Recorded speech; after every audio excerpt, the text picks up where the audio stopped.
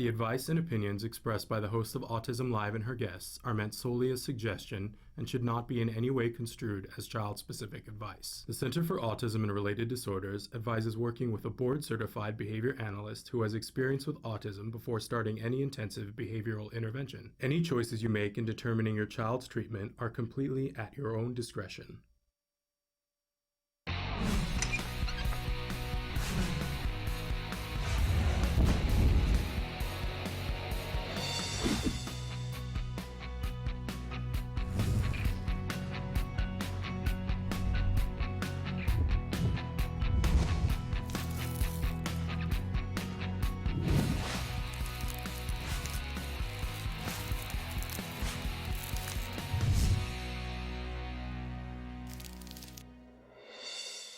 Good morning and welcome to Autism Live. I'm Shannon Penrod. We're coming to you live from the Warner Center in Woodland Hills, California. This is the home for Autism Live. It is also the home for the Center for Autism and Related Disorders. And I just have to, I have to say, when I was here yesterday, I was so sleep deprived, but I'm coming to you now on 10 hours of sleep plus a nap. I'm dangerous. I may have had enough sleep for the first time and I don't know when. So I don't know what's going to happen today. I have no idea. So this might be exciting. It might be a complete train wreck. It may be that I can't do the show on enough sleep. These are the questions I have. In any case, we are going to be with you live for the next 2 hours, and we've got a big show planned for you. I'm really excited about today for so many different reasons. First of all, because I get to be with you, and because you have to know that I adore you. If you are here and you are watching, then I know that you're a member of my tribe in some way, shape, or form. You are some part of an autism community that is a big, wonderful community.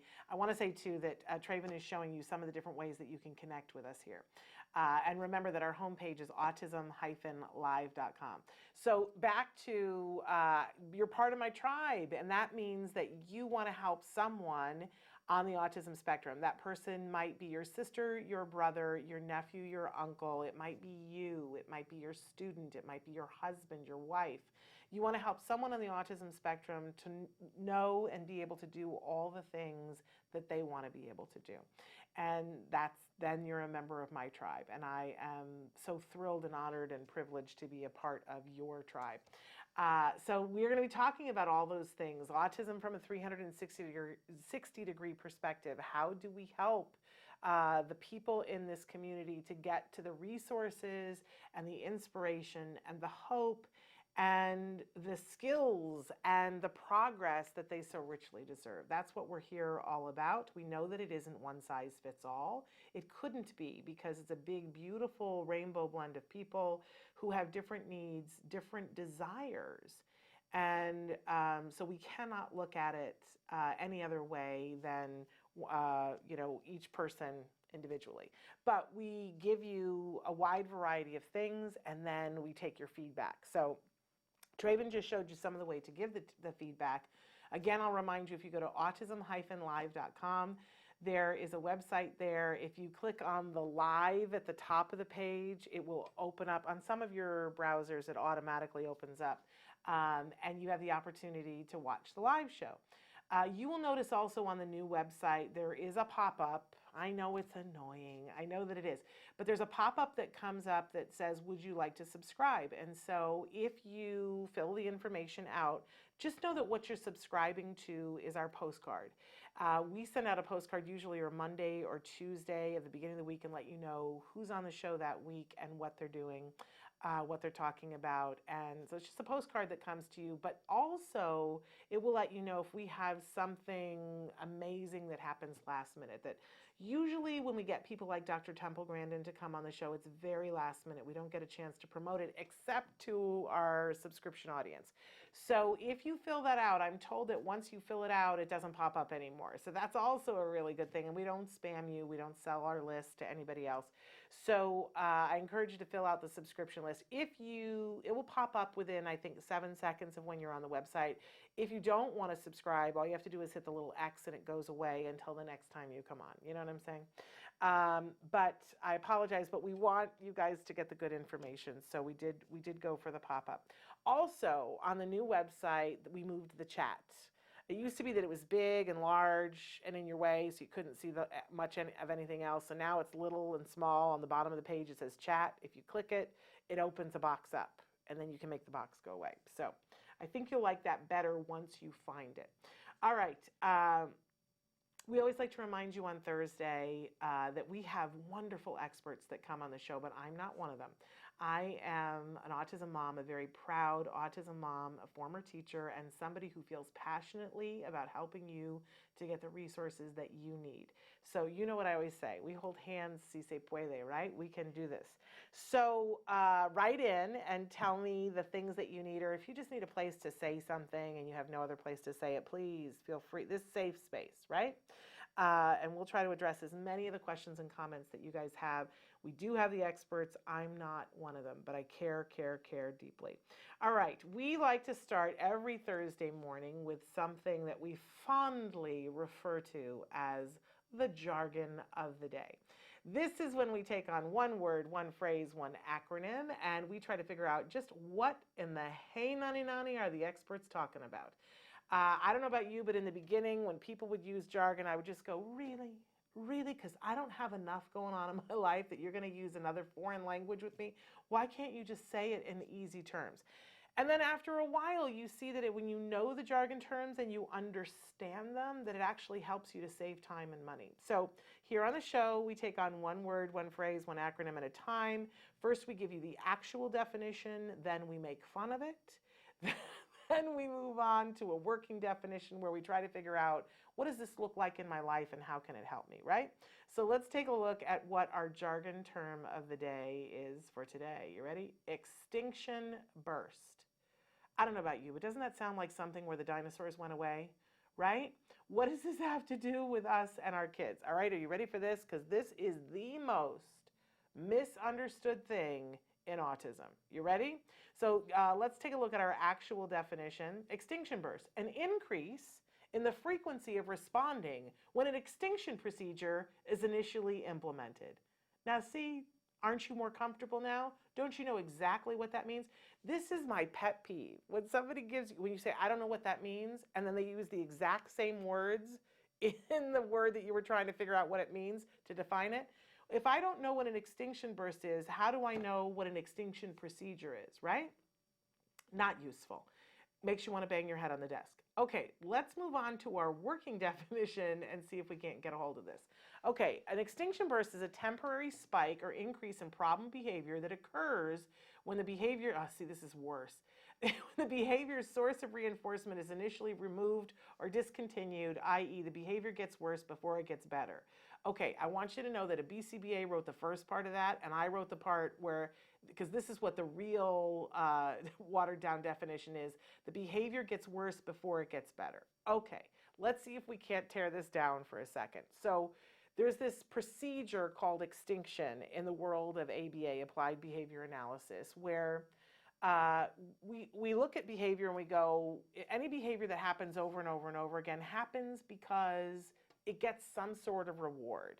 Stop and think about that for a second. When people do anything, good or bad, it's because something about it was rewarding to them. And what's rewarding to you isn't necessarily rewarding to another person, right? So you got to take that into account. But why do people smoke? Well, there's something about it that works for them. It could be for one person that they're taking the deep breath, the deep inhalation. For other people, it's the nicotine, right? For other people, it's because they think they look cool while they're smelling up the whole place, right? And making themselves sick. But people smoke over and over and over again because there's something about it that's good for them. Look on the other side. Why do people brush their teeth? And why do some people brush their teeth 6 times a day and some people brush their teeth 1 time a day? But why do people brush their teeth? Well, some people like the sensation of it. Some people like the feeling afterwards. Some people like that they go to the dentist and they don't have to get fillings, right? Because that's painful. So we have reasons for why we do all the things we do. So do kiddos on the autism spectrum. So why does a kid bang their head on the table? Why does a kid bite? Why does a kid kick? Because there's something that they get from it. And we've talked before on the show about breaking it down into what are the 4 reasons why somebody does something, right? But sometimes when we want to stop the behavior, a lot of times when we want to stop the behavior, we want to cut off the reward supply to it. So if I could discover that the reason why you smoke is because that gives you time, your boss smokes, and that gives you time to talk to your boss because you go out and have a cigarette together, right? If I took your boss out of the equation and didn't allow you access to your boss to smoke, it's possible that you would stop smoking, right? But unfortunately, so that's cutting you off from the blood supply. That's extinction. We cut off the reward from the behavior and say we're not going to allow for you to get rewarded for it anymore. But sometimes, because we have muscle memory, we do it more because we think, well, this used to work, so why isn't it working now? The example that I always use, and people go, okay. When I moved into a new house that we were renting, and every day I would go and I would turn on the bathroom light in our bathroom, and so that's a behavior, right? I flick the light switch and the light comes on, right? It becomes so seamless we don't even think about it. We don't even see the light switch, we just flick it on and the light comes on in the bathroom. Well, one day I went to the bathroom to turn on the bathroom light, and I flicked the switch, because that's always what has worked before, and the light did not come on. So what did I do? I stood there and flicked the switch up and down. It's human behavior. I am an adult with a master's degree, right? But I am so used to, I flick the switch and the light comes on, that when it didn't work, I was like, no, this is supposed to work. So I stood there like this for a good 40 seconds, flicking it on and off. That was an extinction burst, because I was cut off from the reward, and I was like, no, I'm sure it's going to work. So imagine a little kid that every single time they go into the grocery store and they get to the checkout and they go, I want the lollipop, right? And mom says no, or grandma says no, right? And the kid goes, I want the lollipop, I want the lollipop, I want, and starts throwing the tantrum, right? And what do we do sometimes? In the interest of I'm tired and people are staring, we go, oh, fine, whatever, here's the lollipop. And grandma does that a lot, right? Can we just admit that? And sometimes we do. That doesn't make us bad people, right? But if we start to now say, I don't like this behavior. This behavior is not helping him, it's not helping me, and I'm giving in to something because of social pressure, and it's not shaping him up to be the young person I want him to be, right? So we go, that's it. From now on, the rule is that if he flips out, he absolutely cannot get the lollipop. I'm rewarding behavior I don't want. So no more. You flip out, you don't get the lollipop. And we explain this to the child. Sometimes the child gets it, sometimes they don't, right? And we do a lot of other things, but we go into the grocery store and we say, no, you are not going to get the lollipop. And what does the child do? The child has a fit and says, I want the lollipop, I want the lollipop. And we stand there and we do not give that any attention. We don't talk to them about it. We don't go, now we talked about this before we came in. And if you're good later, no, we don't give it anything. We are still there with the child. We are not ignoring the child. We are ignoring the tantrum. Oh, it's terrible, right? Because everybody else starts to look and is like, why aren't you reacting? You're letting your child flip out. And your child doesn't go, oh, darn it, it's not working, I'll just stop. The tantrum gets bigger. And they're like, they're not paying attention, I have to try harder. So they throw themselves on the floor. Maybe they take candy and throw it on the floor. And we don't completely ignore that. We try to block them from being able to do something that's a bigger thing or hurting themselves or anybody else, but we don't talk to them about it, right? And depending on what happens if we aren't able to get to block it, if you're in a public situation and you have to pick something up to put it away, but you're not reprimanding, and everybody else goes crazy. They're like, scold that child.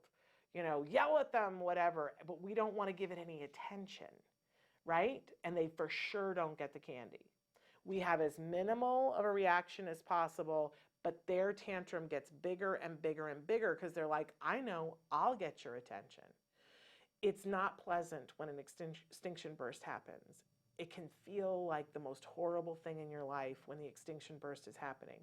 But what I love about good ABA therapists is that what they explain to me is that when that thing is happening, when you've put in the extinction procedure, which says, I'm not giving you the lollipop, right? And the extinction burst happens, that is the message to you that, we got it right. We found the thing that's reinforcing that. So we've absolutely got it right. And if you can ride out the extinction burst, it's waiting for them to learn. It's like, waiting for when are they going to get it? When are they going to get it? And when they do, they get it pristinely. When I snake out, you don't give me candy. And then suddenly, even kids on the spectrum who don't have language that we think aren't picking it up, the next question in their head is, what do I have to do to get the candy? And if we are teaching properly, which means that we're giving them other skills to be able to do things, that maybe you have to hit the thing on the iPad and say, may I please have candy, and that they will get it then, now you're teaching, right? So the extinction burst is a really important part of it, because what happens for parents and people who aren't trained properly is they go, well, this isn't working. This is not working and my life is worse. It gets worse before it gets better because it's a part of the learning process. It's a human part of the process. If I'm used to getting what I want when I do this, and then suddenly I don't get what I want, I'm going to try harder using the thing that worked until I realize, crap, this isn't working anymore. Pardon my French. Right? And then I give up and I say, okay, then what will work? My son used to hit his head on the kitchen floor. And if I put a demand on him, he would throw himself on the kitchen floor and he would hit his head on the kitchen floor. And how would I react? Before ABA, I would scoop him up, rub his head, give him some lemonade, a cookie, rock him, sing to him and say, don't hurt the baby, don't hurt the baby, right? While I'm rocking and holding him and loving him, and he got out of doing the thing that I asked him to do. And he learned, if I hit my head on the floor, good things happen. That's not what I meant, but that is what happened. And then my ABA team came in and helped me, and one horrible day, horrible, wonderful day, and the therapist who got me through the extinction burst, because my kid spent 27 minutes, I think is what it ended up being, screaming and yelling, and it took him 27 minutes, and I would have given up if my therapist wasn't there talking me through it, saying, hang in there, he's getting tired, it's almost done. And then finally, my child stopped screaming and throwing himself on the floor and looked up at me and said, Mama. And that was the first time I'd heard Mama in forever. And because the therapist was there and said, pick him up now and rock him, because he just talked to you. Pick him up now and give him all the attention that he wants. Rock him now and sing to him now. And my child learned in that moment, hitting my head on the kitchen floor doesn't work. He never did it again. And he learned, when I talk to my mom and I say, Mama, I get attention and I get love and I get the lemonade and the cookie and the rubbing the head and the rocking. What do we want to teach our kids, right? So the extinction burst is hard, but it means that you're doing it right and you're close to the moment when it all clicks. Have your ABA team help you through the extinction burst, but get really clear. Extinction is not ignoring the child, it's ignoring a behavior that was being reinforced by attention, yeah? And when you stop the attention, the behavior will get worse before it gets better. But that means you're doing it right and you gotta write it out. That's what an extinction burst is. Nothing to do with the dinosaurs, as it turns out. All right. That's our jargon of the day. It was a lengthy one, but it's an important one. If you don't get it the first time, don't worry, no one does. But watch for it in your real life and see places where it happens, and you will eventually get it, I promise you. Okay, moving on. We always have a question of the day. Our question today, by the way, you can be answering this on Facebook, on YouTube, write into us on the website. Here it is. What frustrates you? What frustrates you? And get it all up and out, right? Once you talk about what frustrates you, maybe there's something we can do about it. Maybe there's something some little action that can be done. I love my son, my favorite quote that he ever said to me when we were looking at a video of the A word, and he saw a little boy who was crying, and I was crying, and the mom in the video was crying. And he said, oh, when I did therapy, sometimes I cried too. And he said, but Mom, I was just frustrated. And nobody ever dies from frustration. Pretty important, right?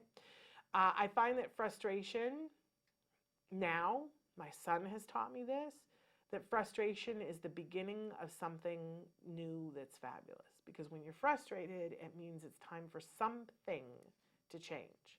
Sometimes it's just the way we look at it. Sometimes it's the way we accept something. Sometimes it means changing and taking action.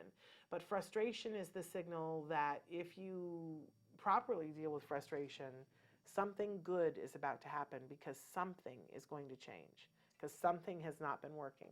So we're going to talk about that a little bit today. And our topic today, because we always have a topic of the day, so this will be the thing that we try to find 3 minutes to talk about, besides this 3 minutes, because I've gone over. But our topic today is trying something else. I remember years ago going to a conference and somebody telling a story about the fly and saying, do you ever notice in the summer that in the windowsills in your home, if you live in a place where you get to open the windows and you have screens, I know a lot of places it's so hot anymore that you can't really do that, but you open the windows and you have the screened in window, and in the windowsill sometimes there will be a dead fly. And I never really thought about that. Why? Why do the dead flies collect by the screen? And this person was saying it's because, a fly only has a limited amount of time to live. And, so they find themselves trapped in the house and they fly around the house and they fly. And then they see the window and they see the outside. And so they go, oh, I'm going to go out here. Boom. And they fly against the screen and they can't get out.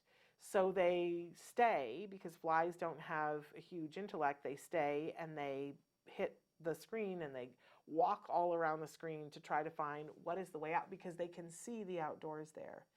And they continue to hit against the screen and walk around because they can see where they want to go until they die. They literally die because their time runs out, and because they never thought to turn around and fly the other way. And I remember hearing that and going, oh my gosh, I do that sometimes in my life. That I will stay pounding on a screen and being like, no, because I can see it. I can see it there and I'm not giving up. And I pride myself on being persistent and I'm not going to give up. But that sometimes I forget that while yes, I can see what's out there, there is a barrier here. And if I turned around and went this way, sometimes there's another way. Sometimes there is. And that I don't have to keep banging my head against the wall. And you know that they say the definition of insanity is doing the same thing over and over and over and over again and expecting a different result. Ooh. Right? You hear that and you go, oh, how am I doing that today? So today we're going to talk a little bit about trying something else and how interesting that can be. So here's our lineup for today, because we've got some amazing guests for you. So coming up first, we have autism expert Amy Sackrider, and she is a clinical lead here at the Center for Autism and Related Disorders. She's going to answer some of your questions. Then we have special education attorney Bonnie Yates, and she's going to answer some of your questions that we've had stacking up from the last couple of weeks. And then in the second hour today, we have a wonderful mom and daughter team, Monica and Aliyah Wisco. And yesterday I sort of teased about this, and I don't want to give up too much information, but I will give you a hint that Aliyah, in the opening segment that we do, and the little burst of energy, that's what it's supposed to be, goes all around the world, and then it comes through the trees, and you get to see little snippets of children. And so Aliyah is one of the children featured in our opener. And she is now a young woman doing some pretty exciting things. And I can't wait to talk to her and to her mom. Because the last time I saw her was when she was about 5. So this will be very exciting. I cannot wait to talk with them because I have heard some things and I am very excited for them. So that's going to happen a little bit later on in the second hour. Plus, we're going to try to squeeze in time for our mindfulness moment today, and if we have time, for our autism in the classroom moment. So if we have time, plus your questions and your comments, be writing in on any of the ways that we featured at the start of the show. We're way past time. Poor Amy has been waiting. So let's take a break, and we're going to get Amy Sackrider on the phone. Stick with us.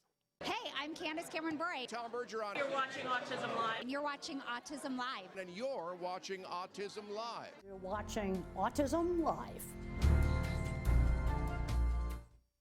Do you provide care services to someone with autism? Recently, more and more children are being diagnosed with the condition and getting the support they need as awareness grows.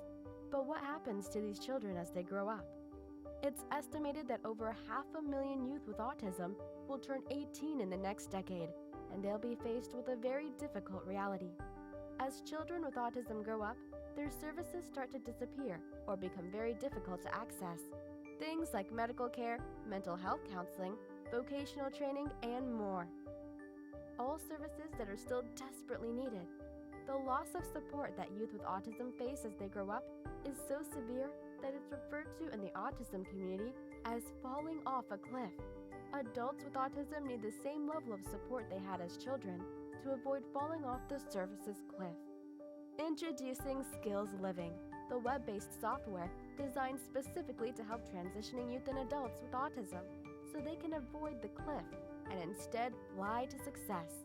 With Skills Living, help your learner with autism develop the skills they need in all the critical areas of adult life, including self-control, planning, and problem-solving, effective communication, performing life skill tasks for independent living, acquiring and maintaining employment or other meaningful activities, developing and maintaining social skills and relationships, accessing transportation and public services, and being safe. Skills Living includes a comprehensive assessment, a data collection mobile app, behavior intervention plan builder, and automatic progress reporting. It also provides a complete curriculum addressing 16 key areas spanning the entire range of functioning adulthood. Skills Living is easy to use and can be implemented by schools, parents, and autism service providers. Call or click today for your free demo and see how Skills Living can help your learner with autism avoid the cliff and instead reach their fullest potential. Skills Living. Wish, learn, become.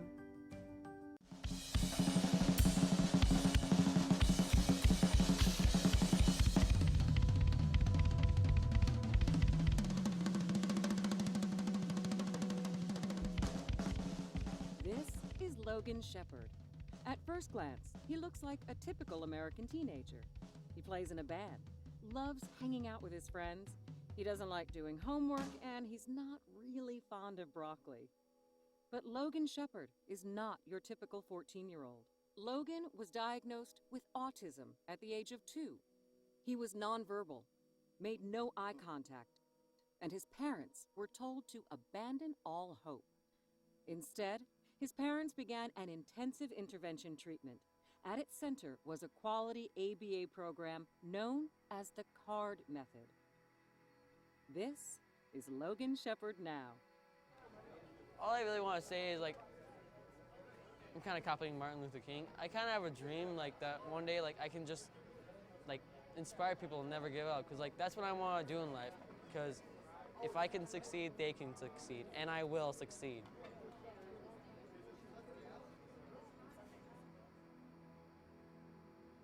To follow Logan's musical journey, visit www.facebook.com/officialdrummerrock or @drummerrock on Instagram. For more information on the CARD method, visit www.centerforautism.com or call 800-345-CARD. Rock on, Logan.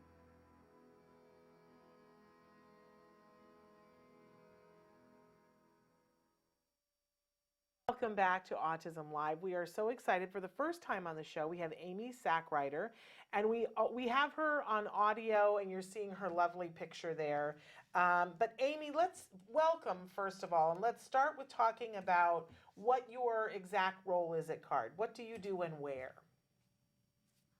Absolutely. So I am in San Antonio, Texas, and I am a clinical manager for two of our offices in the area. So my primary role is to support our BCBAs in both offices and oversee the clinical quality in both of our offices, as well as help new families as they come in and help our operations managers a little bit with the admin side of the office. And I honestly feel like you guys have something really special going on in San Antonio. There's a pocket of wonderful people, and you're a part of that. And so I thank you for everything that you do there. So Amy is an autism expert, and we're going to ask her some of the questions that you guys have written in. So Amy, the first one, this is so funny. We just did Extinction Burst. So I forgot because I sent these to you a while ago. So they said, I would like to understand extinction. My therapist says, put it on extinction, which I think means ignore it, but sometimes I ignore it and I'm wrong. What am I not getting? This is kind of great because this is the most misunderstood thing, I think, for parents. Absolutely. Sure. So the good news is you're kind of on the right track with this. But what it comes down to, and I'm sure you've talked about this on the show many times, Shannon, is it comes down to the function. It depends on why the behavior is happening. And of course, there are four reasons why the behavior could be happening. It could be because the person doesn't want to do something that they're being asked to do for escape. It could be because they want something they don't have, and access to tangible. It could be because they want some sort of attention, or it could be because they're doing it just because the behavior feels good in and of itself, an automatic function. So extinction means that we are breaking that relationship between the behavior and the usual result or reinforcer. And so if your child is engaging in a particular behavior for attention, then using planned ignoring or not giving them attention is using extinction. That's called attention extinction. However, if they are doing the behavior for one of the other one of the other three reasons, escape, access to tangible, or automatic, then simply ignoring the behavior is probably not going to work the way you want it to. If they are engaging in a particular behavior because they don't want to do something, and then you just ignore them, then probably what's happening is they are getting to get out of that particular task or escape the situation, which is probably going to make them do the behavior more rather than decreasing it the way you're trying to. So the good news is if the behavior is happening for attention, then ignoring it or ignoring the behavior is using extinction, but you really want to make sure you're clear on what the function is before you decide to ignore the behavior. Right, because and what I had just been saying with Extinction Burst is it's like cutting off the blood supply of what's making it happen.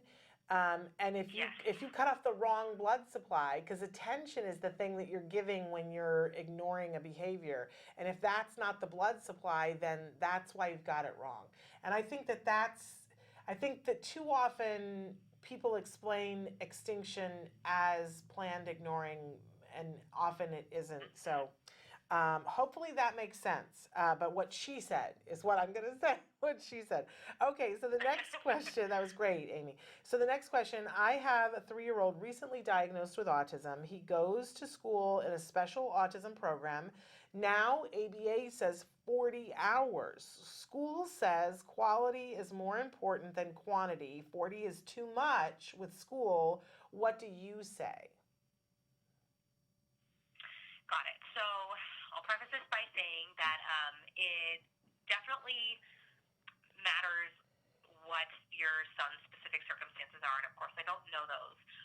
But what I can tell you is there is a really large body of research to show that the earlier and more intensively ABA intervention is provided, the more progress a child will make. And if you think of it like this, the purpose of ABA is really to make as many possible moments of your child's time a learning opportunity as you can. And we have the luxury of doing that really, really frequently if we're working with them for 40 hours a week. And right now, there's a certain amount of things that your child doesn't know how to do, right, that their peers do know how to do.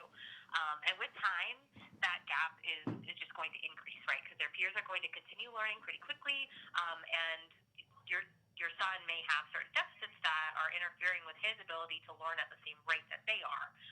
And the goal of ABA is to close that gap as quickly as possible, but as kids get older, it becomes harder and harder because their peers are learning so quickly. It's easier to do when they're littler and there are less skills that they're already expected to know how to do.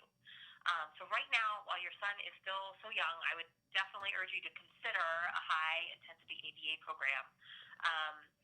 One of the things that, kids get from school is the ability to interact with peers, and that is really important.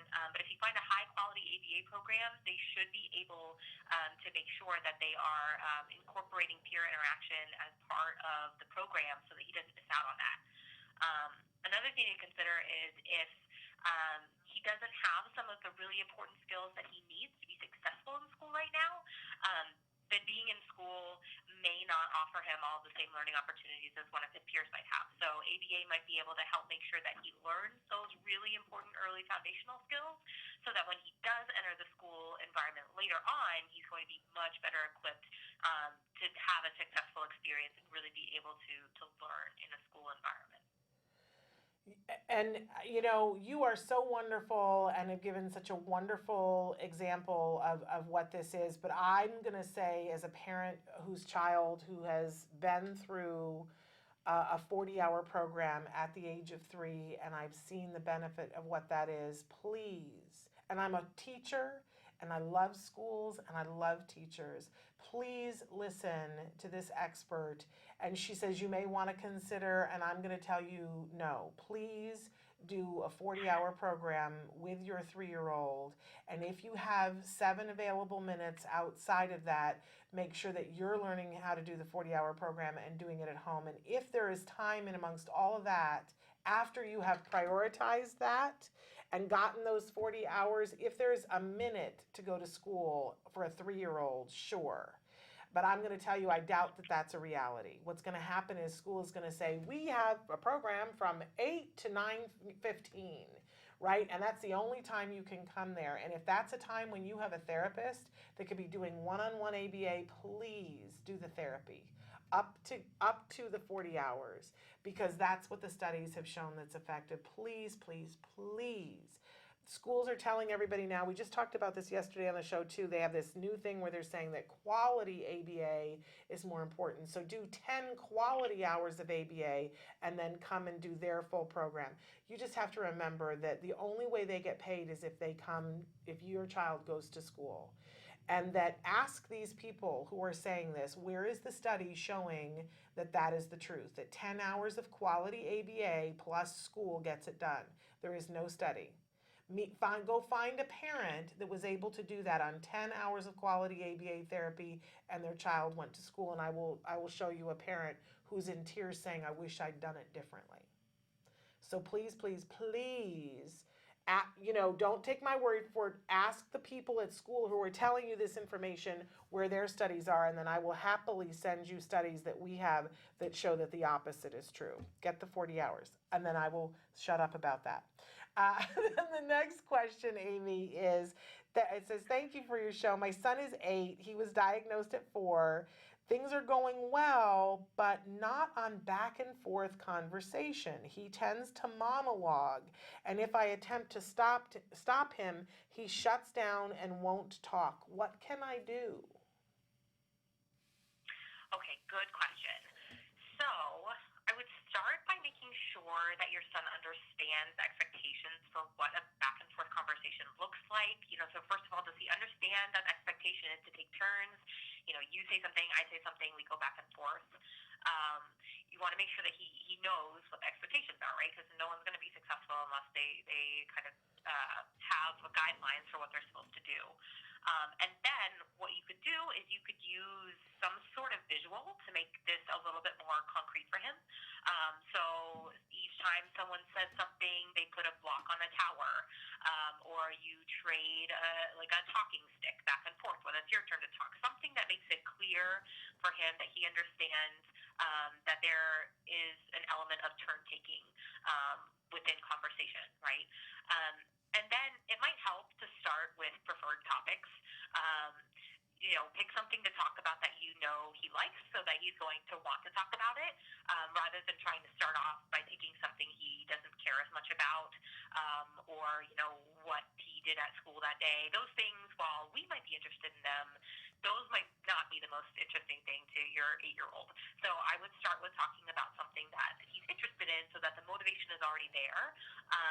And then after he's doing well with that, you can expand out to maybe other topics of conversation that aren't his favorite thing to talk about. So those are just some tips for kind of getting started. And then, there's so much that goes into conversational skills. So much. But this is a good place to start in terms of making sure that he understands that there should be an element of taking turns with that. What fabulous, fabulous advice, because I know a lot of people struggle with this. So, Amy, thank you so much for being with us and providing these fabulous answers. Getting to have a wonderful expert like yourself to help fill in these gaps for parents is such a pleasure. Again, you are in, which of the San Antonio offices are you in? I spend half my time at the San Antonio office and half my time at the Helotes office. There we go. Okay, I knew it had a fun name, Helotes. So thank you on behalf of your parents that you work with and the supervisors and the families that you work with. Thank you so much for the work that you do. And will you please say hello to everybody there, especially to Oscar, who I ran off the phone very quickly to get you on the phone. But hug him for him, because Oscar is another part of the magic, just like you are down there, because if you are a Texas family and you have gotten to meet Oscar, then you know what I'm talking about. So thank you all for all the work that you do. I really appreciate you. Thank you, Shannon. I've been a fan of your show for a really long time, so it's a pleasure to get to be on. Yay. Well, we're going to have you back when we can have picture and sound. Absolutely. Okay. Thank you, Amy. All right. Thank you. Bye-bye. Goodbye. Oh, she's so wonderful. I love the talent that we have. I'm still riding high on the fact that I just came back from visiting some of our offices and just seeing all the amazing, talented people that get to work with our kids. It's just it makes me feel whole.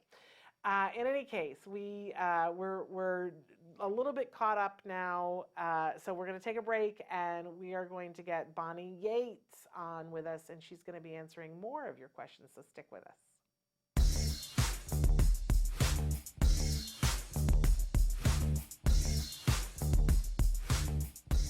Parent to parent, you might be asking yourself sometimes, why does my child have meltdowns? Well, the difference between tantrums and meltdowns, they're a part of typical development, but meltdowns are when things get a little bit more out of control, when even the child isn't sure what's entirely wrong. Generally with a meltdown, there's an environmental component. There's something else going on outside the child that's making the tantrum worse. It's really important that we start to be detectives and take notes and look around at the environment and start to figure out what are the things that happen every time your child has a meltdown. And lastly, it's important to get help. You really can't face these kinds of things effectively completely on your own. Tantrums, they're a part of typical development, but don't accept meltdowns as something that just happens. Make sure you get help and support. You might be asking yourself if your child has autism.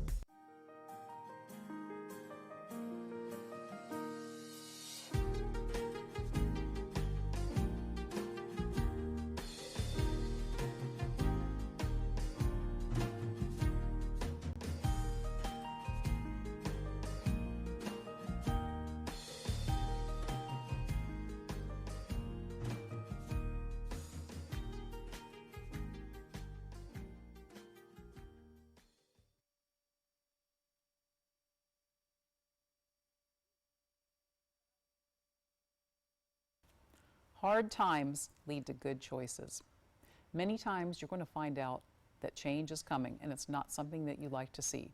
Things sometimes just don't work. Sometimes you have to put your child in a new school. Sometimes you have to put them in a different classroom. Often you'll see this with perhaps special education versus regular education, or everyone's favorite, puberty. All bets are off then. However, these things happen when they need to happen. So making that hard choice is super, super scary.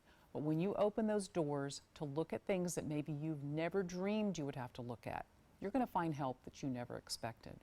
There are a lot of people out there dealing with the same things that you are dealing with, and there is a level of help that you never even knew existed. So don't be afraid when it's time to look at the scary problems that you're having. When those things come up, when the aggression increases, when things are falling apart at home, when you're getting the calls from the schools, don't be afraid. Reach out, find out what you need to do. You might need to look at new schools, new housing, you might need to access new levels of service, but I am telling you, you're going to see amazing things. There are children that as they grow do things with the help of others, very specialized support, that you never thought they could do. So once you do that and you meet the child where he or she is and you give them what they need, everybody can do better and you're going to see amazing progress. Hi, Lisa Ackerman back with your Talk of Facts, the autism journey questions and answers that you need to help your child make the progress they need. I'm here to talk to you about one really important item. A lot of people ask me the question, well, Lisa, I want to see this specialist in another state. How do I do that? You know, I don't own a jet. I don't have the ability to fly without great pain and travel. Not a problem. We know how to get this done. So I actually encourage families, even though in travel can be a tremendous hardship getting a child with autism through security, through the plane, and in the journey to where they need to go. We have a whole white paper on TACA about how to travel with special needs kids. So it can be done. So travel, we know that can be expensive. Not everyone has an unlimited supply of cash for air flights. We love and work with this group called miracleflights.org. They're fantastic. They will fly you and your child, so one parent, one adult, anywhere in the United States, one time a year. Also in the TACA document are places to stay. So often you will have people in your life that love and support your family and don't know exactly how to help. Ask them to gift you their travel or their rewards cards or coupons for hotel, rental car. That's a great way to be able to get maybe a hotel room that has a refrigerator or a microwave and that's close to a Whole Foods, so you don't have that added cost of going out to dinner, especially if your kid has a lot of allergies. It's important to note that there's not a pediatrician or a specialist by every Starbucks in the United States. Close does not always equal best. So I bring up the travel point so you know that travel is possible, number one, and often it's really going to help you get down the road faster for your kid and getting the answers you need from the specialist that knows what to do. So don't be afraid to travel. Welcome back to Autism Live. We are joined right now by Bonnie Yates, special education attorney. She's coming to us from Jargon, an amazing law firm here in Southern California. Bonnie, welcome back to the show. Good morning. Good morning. Tell us a little bit about Jargon and how we can get a hold of them. Okay, so our website is www.lawyer4children.com. Our phone number is 310-391-0330. Does anybody use the phone anymore? But anyway. Shockingly, we all want to use the phone, but businesses don't give phone numbers out, so that's a wonderful thing to have a phone number of a business. Well, yeah, it can be. I mean, I think, for us, we are a service business, and it's important to us. If somebody is calling us, we want to make sure that that person feels acknowledged, and I mean, an email can work also, and they have certain convenience factors, but there's just sometimes when, I like to talk to a live body. So, we do offer that for clients. I think what I'm supposed to say is we do special education and disability discrimination, and we do higher education, and we do regional center stuff. And basically, I couldn't be prouder to be part of this 6-attorney firm where we just have the ability to do lots of things because there's lots of us and we share information. And doing the show is one of those, really just neat things we're able to do. So thanks to Autism Live, a little shout out to Autism Live, who seems to labor week after week and come up with incredible resources for people. And that's kind of, a little bit about us, about Hirji and Chow. And we love you. We love you, and we love Hirji and Chow. And so then we need a disclaimer for talking about legal things here on the show. Yeah, we do. Okay, so your child has rights under state law, and that would depend on what state you're in. And your child also has rights under federal law, and the federal law applies to the 50 states. The IDEA is or was originally a federal program, and it's a federal statute, and the states are allowed to opt in if they want to, and if they take federal money, they have to offer special education and related services to students who qualify for them. So when we answer questions on this show, we are talking generally about people's rights under the IDEA, under federal and California law. And we do talk about specific problems, but it's in a general way, so we're not giving legal advice of a specific nature. And if you need legal advice of a specific nature, and you're in Southern California, we're happy to talk to you. That's something that we do all the time. We'll give you a complimentary consultation. If you are not in Southern California and you need help finding a lawyer who can help you negotiate the system, I would direct you to the COPA website. That's COPAA.net, Council of Parents, Attorneys, and Advocates. And actually, they're having their conference in New Orleans this week, and I'm sad not to be there because it's an opportunity to, have a interesting exchange with a lot of lawyers that do special ed and do it really well and have done it for a long time. And it just feels good to know that there's other people out there in the trenches. So absolutely, that's COPA is a great organization for that reason. They train advocates too. They train parents, they train advocates, and they train professionals. And there's no such thing as too much training in this field. That's I right. think. Okay, so having said all that, we've got a bunch of questions. I'm going to launch in and make our way down. So the first one, my son with an IEP for autism has recently been having accidents at school. It happened once, and even though he has an aide, they called me and asked me to bring him home, clean him, and change him. I did that because there was no change of clothes at school, and I wasn't going to have him sit in it. But I brought him back a change of clothes that could stay at school in case it ever happened again. Still, I was called to come and get him 3 days later. I asked, couldn't they just change him, and was told that the aide could not do that. Now it is IEP season, and they want me to agree to a school aide because they can clean him up. The other aide couldn't do it because it was a private aide. Is this just another form of manipulation to get me to take their crappy school aide? Well, that question sounds like something I would have said. Okay, this is a delicate area. I don't actually think that they are playing you necessarily. I think it's true. I've seen the contractual arrangements between the school district and let's say in California, what we call a non-public agency to provide behavior intervention services. And those contracts do not specifically discuss the issue of what the aide will and won't do. I've looked at a lot of them. I've never seen one that says the aide won't, help with toileting.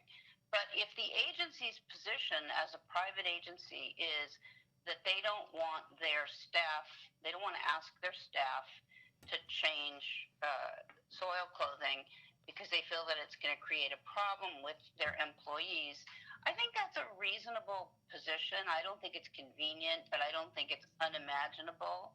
But I think where all this is going is what kind of services are you getting from the private aid? Are they good? Are they ABA services? Because if they are, you shouldn't be required to give those up.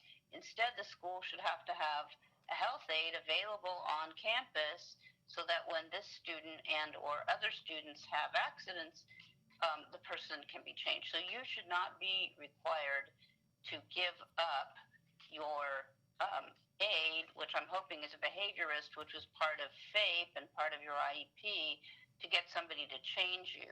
And it is not appropriate to ask a parent to remove their child from school because of a toileting issue. That's just, that's a non-starter. I suppose the immediate response should be, if you can do this, while this is getting worked out, you can come to school and change him or her, but you're not going to take him home and you're not going to stay there. But really, this is an IEP team discussion issue. I'm glad there's an IEP coming up. I think this needs to be discussed. There shouldn't be any change in services without an IEP team meeting, because that would be a change of placement without IEP team permission. Another question I have is why this child, excuse me for 1 second, I will be right back. My fireplace actually just dumped a bunch of wood on the floor. All right, We're going to come back to me for a second. 1 sec. Let's not burn the house down. All right, so, but I'm going to say, and can we cut her, well, I can mute her audio, hello. How about if I do that so that we don't, okay. No, and see that mutes, I don't know how to mute, I turn down my volume, I guess. Okay, it's technology things, and she'll be right back. But in any case, I want to say to this parent, I still can't get it all the way off. I want to say to this parent, I can take it off a speaker. I am not the smartest person on the. No, it's okay, Bonnie. Are you back? Charming illustration of fire safety. Well, not so much that. We're always having tech problems, like we're having computer meltdowns and things like that. This is just like a fireplace meltdown, but as much as I love this show and I like to be kind of dramatic sometimes for fun, I think burning down the house would probably not be. Oh, I'm sure it would go viral, Bonnie, but we don't need that. We're exactly right. Okay, so where we were was this is yes. an IEP team decision.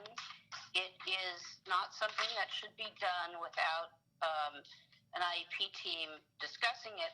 And my other question is, if this person has been successfully toilet trained and is suddenly having accidents, I don't know what the age of the person is, but this is either a medical thing that needs to be looked into, or if it's only happening at school, what's happening at school that's making the student anxious or uncomfortable, or, I don't think it's just a question of sort of like who he's offloaded to change him. I think we also need to know, are there any factors that we think might be contributing to the problem? Well, and honestly, I want to add to that, Bonnie, because I think, the first accident, who knows why that happened, but if when I was in school, if I had had an accident and they had called my mother and said, come home and get me, and I got to come home and take a shower and change into new clothes and be with mom and have lunch at home, I would have had an accident every day to get out of school. Right. That's a very good point. I'm also not clear on, for the child, whether even just having mom show up at school is so disruptive that that's not going to work. Yeah. But you need an IEP team meeting. Yeah. You need somebody to advocate for your son. There's kind of this whole, I think it's really immature behavior on the part of adults when it comes to things like toileting. Everybody's tiptoeing around like, oh, it's so embarrassing. It's just a fact of life, people. And, eventually, I'm going to be old, and unfortunately, somebody's probably going to be changing my diapers. It's just not that shocking. It's a problem. Let's get practical. Let's solve it. Right. exactly. I'm right there with you. Up FAPE services to get a clothing change, okay? The school's going to have to work it out. Exactly. I love that answer. Okay, moving on to the next question. What do you do when the teacher clearly doesn't like your kid? I know it's the end of the year, and you're probably going to say, let it ride until the end of the year, but I really think this woman dislikes my child. Does he have a right to a new teacher, and what do I have to say? Well, we have this happen, and I'm sorry it's happening, and sometimes it doesn't happen at the end of the year, and sometimes the reason it happens is because other teachers poison the well I certainly had that in my own child's case where, you know, the first grade teacher told the second grade teacher, wow, you know, this is really going to be a drag for you. Oh. And so that can be in play. The teacher may just not be a good match with your child. It's also possible that, you know, the teacher is kind of punishing parent and child because child has an IEP, requires more help, or because parents have been engaging in advocacy on behalf of the child. It's been really disappointing to me to see how adults, trusted adults, sometimes retaliate and behave very inappropriately. But the practical problem you face in the situation is if you don't have any proof, it's going to be hard to do anything about this. And, you know, I can be kind of mean and I can be kind of aggressive and I can, you know, pull a teacher into an IEP and I can shame them. I can definitely do that. I can make them cry. I can make them upset. I can make them go to their union. But that's not going to make them be any nicer to your child. And so I guess what you could do, I mean, I don't know that anything you're going to do is going to be successful. And as much as the teacher doesn't like your child, and that's really a drag in terms of, we know that educators have to have a positive bond with children in order for children to learn effectively in their class. But I'm just trying to imagine some scenarios. Maybe, Shannon, you have some thoughts too. I would try having a nice meeting first with the teacher and flatter her and praise her up and maybe bring her a little present. Just ask her how it's going. See if you can get her to open up. Maybe she's just really stressed because she has too many kids in her class with IEPs and not enough support. And see if you can establish some rapport with her. If you can't do that, you can go talk to the principal, but the principal's going to, you know, say, you don't have any proof, and she's a wonderful teacher. They're going to back their person. So I don't really know what you can do that's going to get you a nicer teacher. I know you can document things. You can save them for the next year. You can use them at future IEPs, but you can't make somebody be nice to you.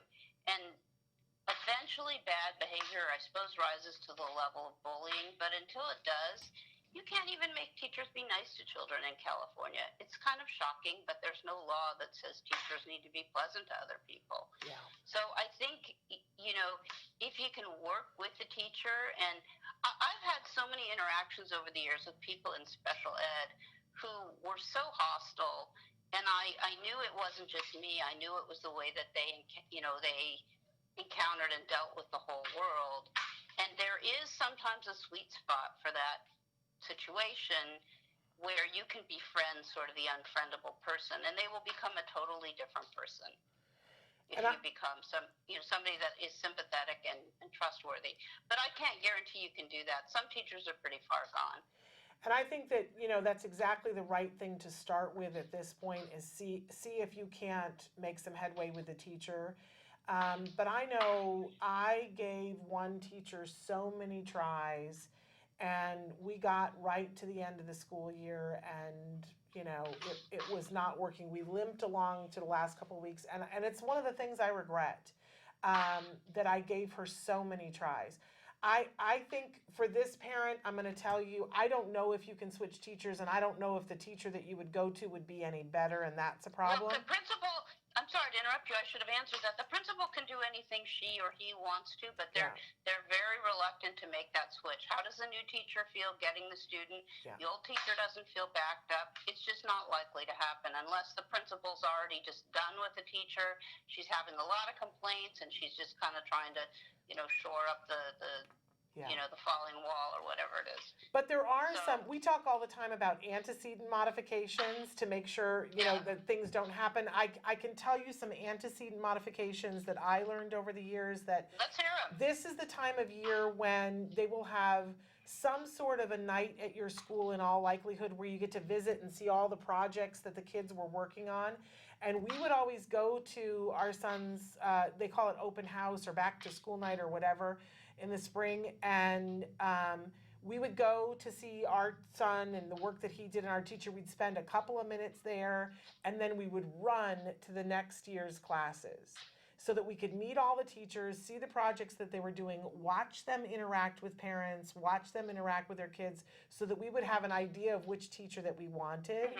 And at the end of every school year, anybody who has gone above and beyond and been wonderful, whether it's the OT, the speech person, the teacher, or now I have multiple teachers, it might have been you, Bonnie, who told me to do this, but I write a letter of recommendation for that person and outline all the things that they did that were wonderful. I give them a copy of it. I give it to their principal and send one to the district to put in their file. And I think that's really nice, Shannon. I don't think I suggested that, but I think it's a great idea. Well, somebody gave me that idea, and what I found once I started doing that, word got out. That, oh, if you're great to this kid and to this mom writes letters and it goes in your permanent thing. I get thank yous from the teachers. I get principals saying, hey, I'm glad to know that teacher was so awesome. Honestly, that has been the best thing to ensure that my son gets good teachers that like him and are willing to take time with him. But for this year, I tell you, if there's one thing I could change, I know I would go back and I would rip him out of that woman's classroom and say, you don't get to talk. She took so much opportunity to talk my son down that it took a year to get back what she made him lose. I'm still mad at her. So, I think there have been other times when I've gone to a teacher and found, oh, this teacher is wonderful and I've just misunderstood.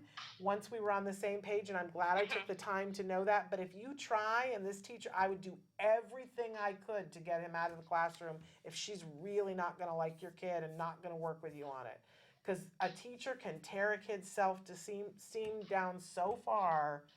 Ugh, terrible. I'm not helpful. I think your point's really well taken, and as I was considering the question and giving the answer, the legal system can't fix every single kind of problem, and it may seem strange that I'm telling you, go take a teacher like a basket of fruit, but I just know there's so many people out there, within the system.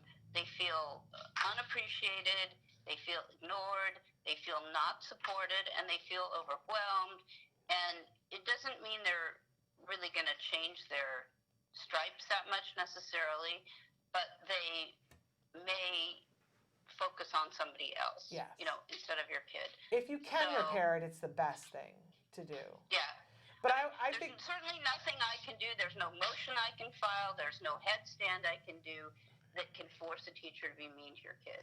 Well, and I do call people out at IEP meetings sometimes, but usually by the time I do that, we're in due process and I'm pretty done with them and I have very low expectations. And then the tactic is different, which is you want this person to feel uncomfortable so that they don't want to testify, so that the district's going to want to settle the case. So that's a whole different scenario. Oh, lawyers are such interesting people. But this has reminded me of a case a couple of years ago that a mom wrote in and said, some pretty extraordinary things that the teacher had done, and she was saying, can you recommend, because we talk all the time during Teacher Appreciation Week about giving trainings from IBT, the Institute for Behavioral Training, to your teacher. It's like the gift that keeps giving. You're giving the teacher a gift, and if it's a good teacher, teachers like to learn, but it also helps your child. So the parent had written in and said, I'd like to gift an IBT training to this teacher to teach her how to use positive reinforcement instead of constantly punishing. So I had written to Cecilia Knight, and Cecilia said, well, tell me what's going on that she wants to address so that I can pick a video for her. And I told her, and she said, oh, I don't have a video that teaches a person how to be a good person. Yeah. But you know what? I mean, we all lead by example a little bit every day, and we try to be good people. And I think our examples, have tendrils that we might not be aware of. I can also see a teacher feeling very defensive, being given a gift like that, because they are scared about the fact that they don't really know too much about autism. So some people are very open. Some people are non-defensive.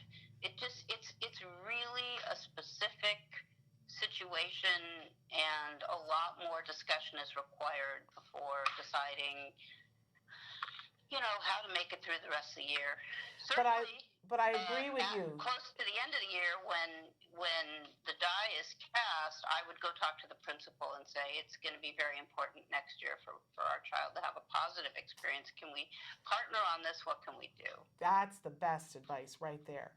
Okay, I'm going to move on to this next question. Well, you know what, we dealt with this a little bit last week, so I'm going to move on to the one after that. Okay, here's a good one. My son has made so much progress, he no longer needs support in the classroom. I'm thinking of letting the IEP go. I actually think it's hurting him because the only mistakes that are made are forcing him to take service he doesn't need or want. But the teacher makes him do so because he has an IEP, and she assumes that all people have the same IEP. She is the one who needs support, not my son. If I let the IEP go, can I let it all go, or do I need to start with a 504 plan? I know you're not a big fan of the 504, right? No, I'm not, because I don't really think, I think they're kind of advisory, but I think they don't get followed or considered, or, I mean, I'd want to know what is the 504 plan for at this point? If you think the child doesn't need any services, are you saying the child still needs accommodations? If that's true, that involves teacher involvement. Let me answer a basic question, which may or may not be sufficient to answer this person's question.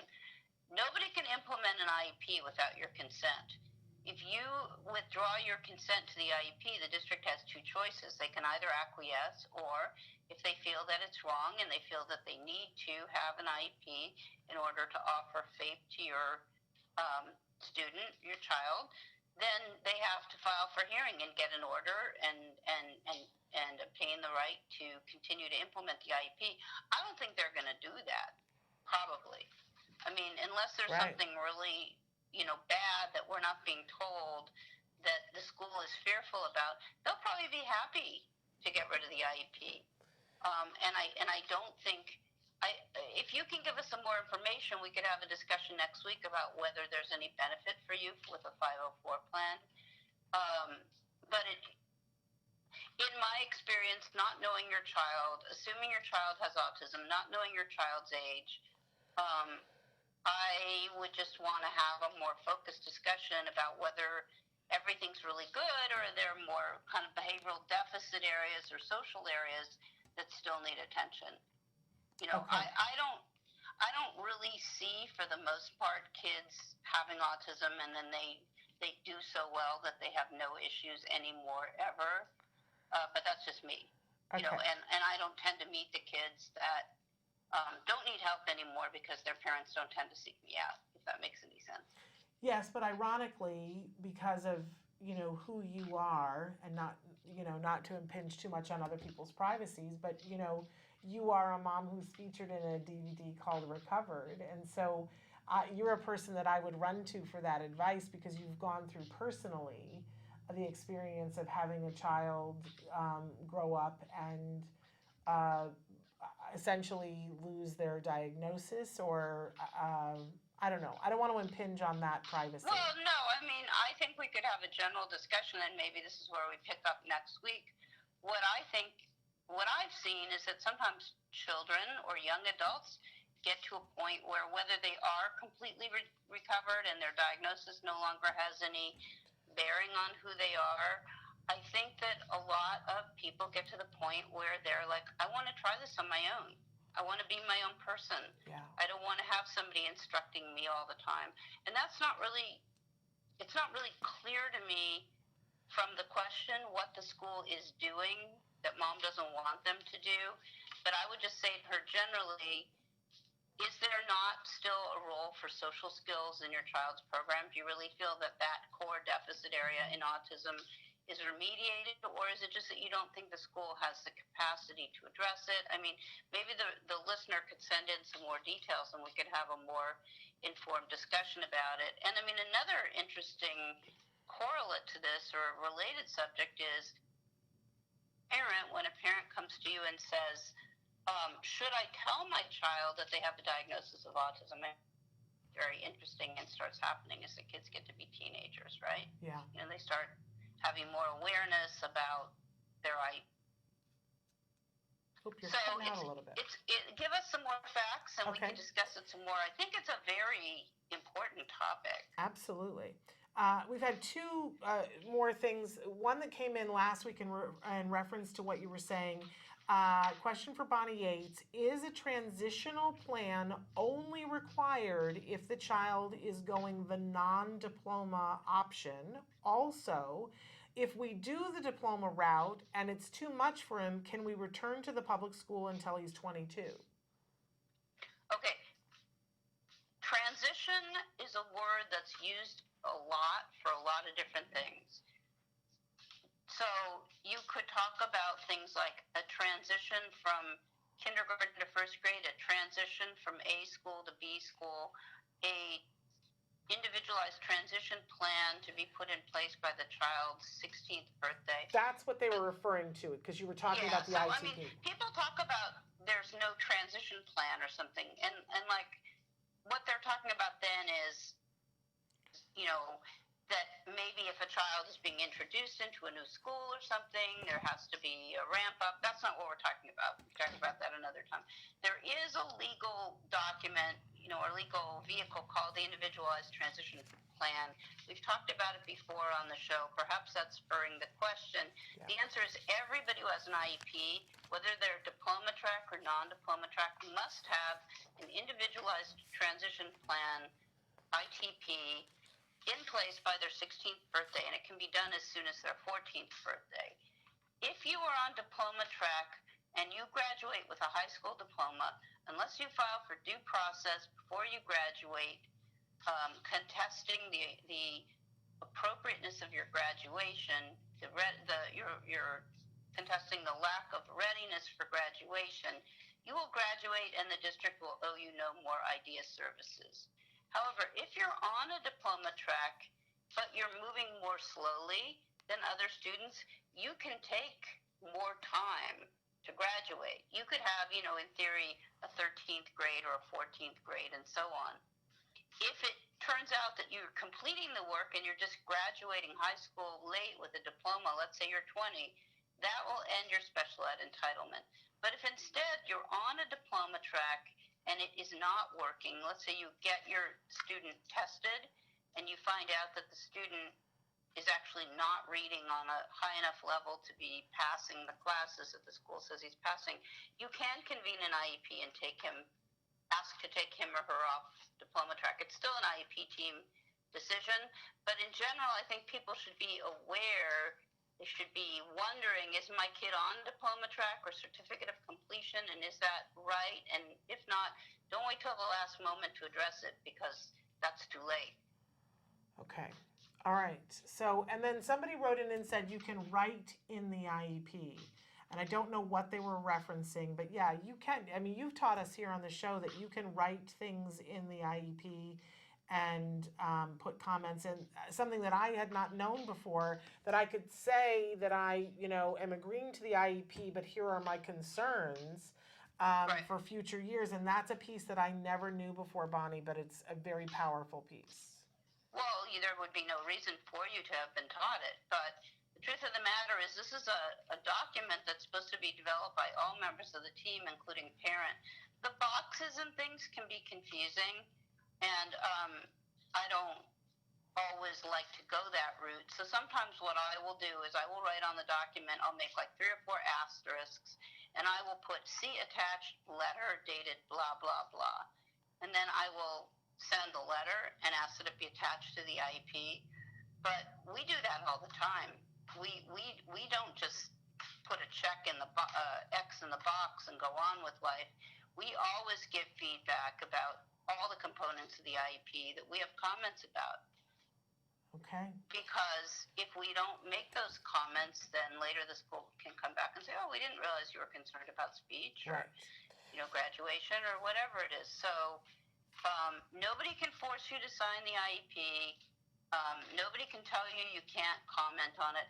I used to have this trick. I thought it was like so kind of Mad Men, where if a mom would go to an IEP by herself and they would try to arm twist her into signing it, I would just tell her to tell them, like, I have a very traditional husband, and he makes me review everything with him before I can sign anything. But that's a little sexist. So then I realized that parents should just say, you know, I understand under IDEA I have rights, and that includes the right to a reasonable amount of time to consider the IEP, And so I haven't had lunch and my blood sugar's low. I'll be getting this back to you in the next few days. Well, you know what I would always say is, we pay a lot of money to keep an attorney on retainer. We don't bring them to the meeting, but she tells me that if I sign this without her reviewing it, that she'll stop, helping us. She'll drop me. Yeah. Right? So, any of those, anything can work. Yeah. I mean, be honest whenever, as honest as you can be, whenever you can be, but also don't let people push you around. You're not a kindergartner, you Absolutely. know? Well, let's not even push the kindergartners around. But well, that's true. But you're dealing with people that have worked in an environment for a long time where they tell people what to do, and those people are 4 feet tall, and then they say, okay, and they go sit down at their desks. Right. It's not exactly that kind of exchange when you're developing an IEP. Exactly. And Bonnie, we've gone past time, and I've got guests that I desperately want to get to, although I love the time spending with you. Tell us again how we can get a hold of Hear Ji and Chow. Well, I think instead what I'm going to tell you is I promise next week no more explosions from my fireplace. I'm going to get a handle on that. It was kind of fun. What are you talking about? I mean, I see everybody's using these fire emojis right now, so I would just say fire emoji, fire emoji. Our phone number is 310-391-0330. If you're in Southern California, we'd love to give you a complimentary consultation. Keep sending the questions. You guys are the best, and we'll keep answering them. You're the best, Bonnie. We appreciate you so much. Thanks a lot, Shannon. Thanks for being with us. Have a good weekend. Have a great day, everybody. All right, bye-bye. Bye. Okay, you guys, I'm really sorry because we're late. But that was a fun discussion, but I want to get to the next fun discussion. So we're going to take a break, and then we're going to be back with Monica and Aliyah Wisco. I know you guys are going to love this, so stick with us.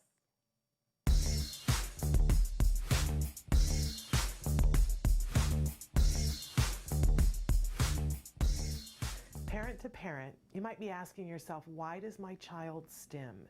Well, first of all, let's talk about what stimming is.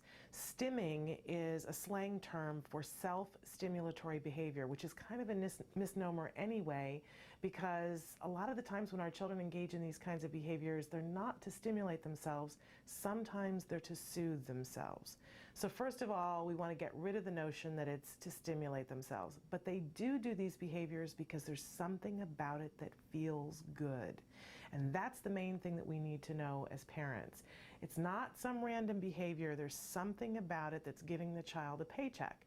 And once we get an idea of what that might be, we need to find a behavior that can take that behavior's place and start to reinforce that. We want to pick something that's more socially acceptable. So if, for instance, the child is doing a lot of hand flapping because they like seeing their blurred fingers, then we can find something else for them to focus on, maybe a toy that does blurred colors, so for a period of time they'll focus on that. The main thing to remember, though, is that there is a reason for these behaviors. There's something about it that feels good to the child. And once we know that, we can begin to change it. There's a phrase that's being used in the autism community called stimming.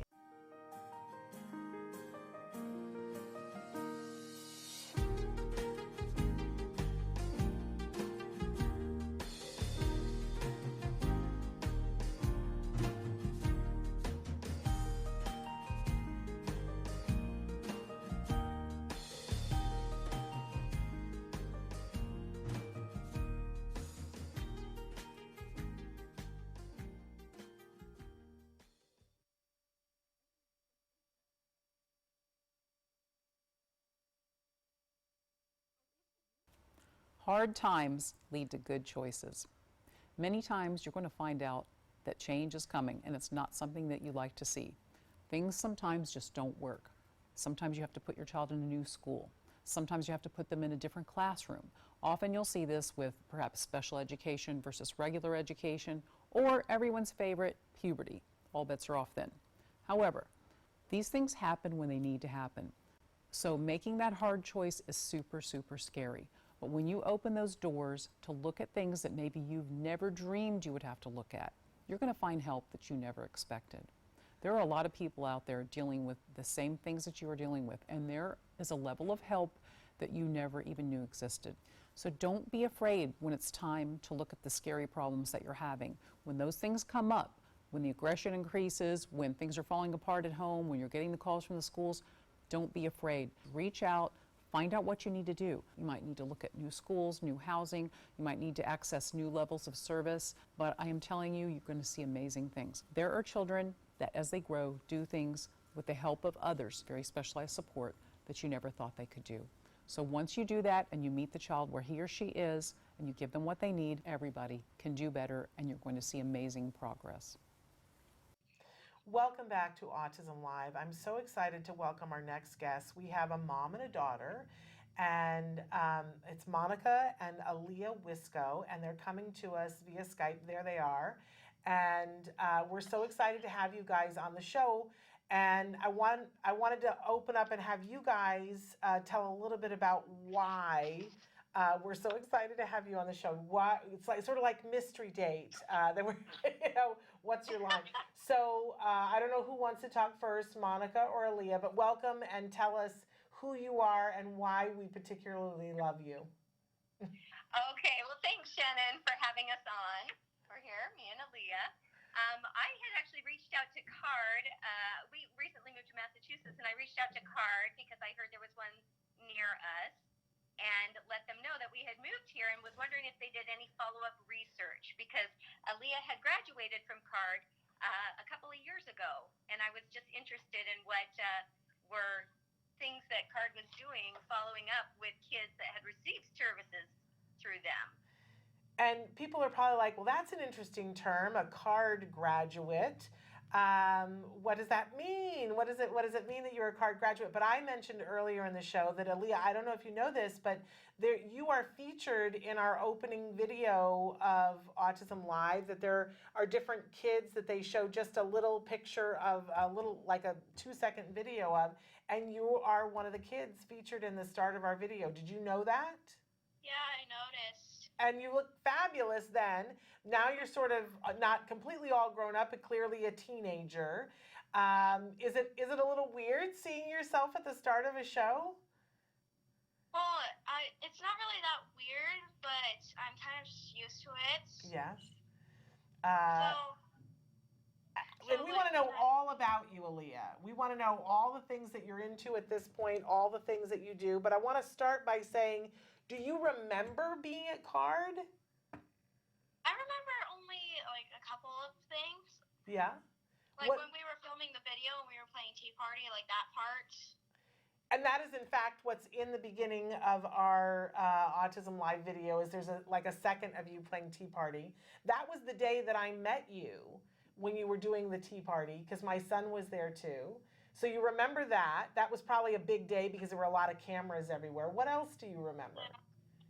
Like, I still remember you guys convinced me that we were making a movie when I was really getting on that video.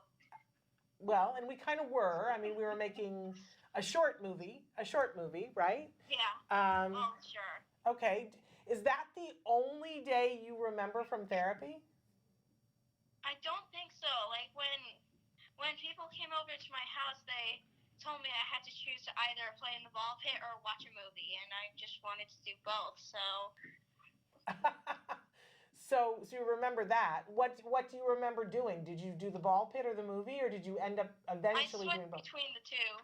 Okay, I like that. So now, Do you remember the stickers and earning the stickers? I think so. But it's all a little fuzzy, like, from your past. But now you're 12. Yeah. And how long has it been since you have been at CARD? I don't know.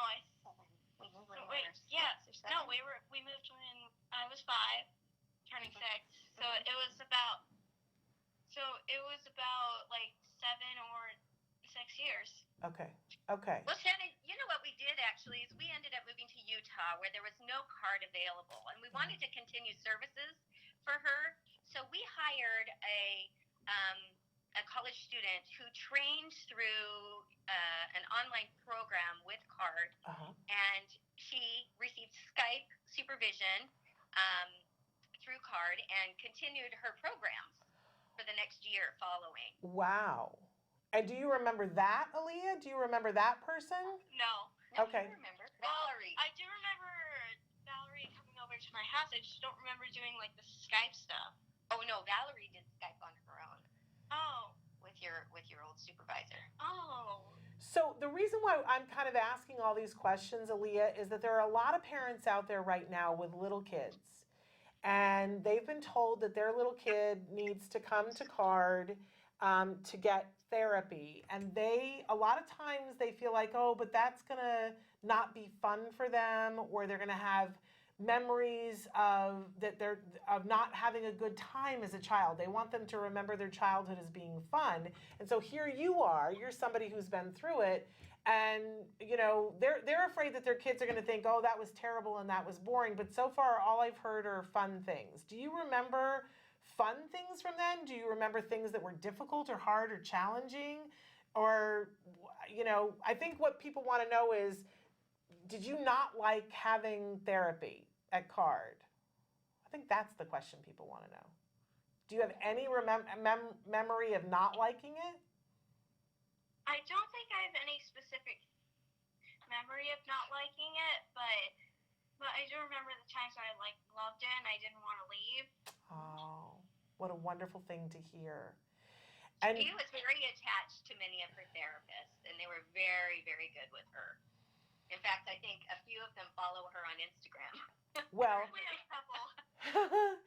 and which brings me to my next thing. So now you're 12. And it's been a while since you've had anything to do with CARD. And clearly you are this amazing young woman, and you have an Instagram for people to follow. What kinds of things are on your Instagram? Just pictures of me and other random stuff. Yeah, what do you like? Pretty much nature. Uh-huh. And tell me a little bit about, so what grade are you in now? I'm in 6th. 6th grade. And so where you are, does that mean junior high, or is that still elementary? Well, it's pretty much middle school where we live. Okay. And do you already know what you want to be when you grow up? No, actually. Okay.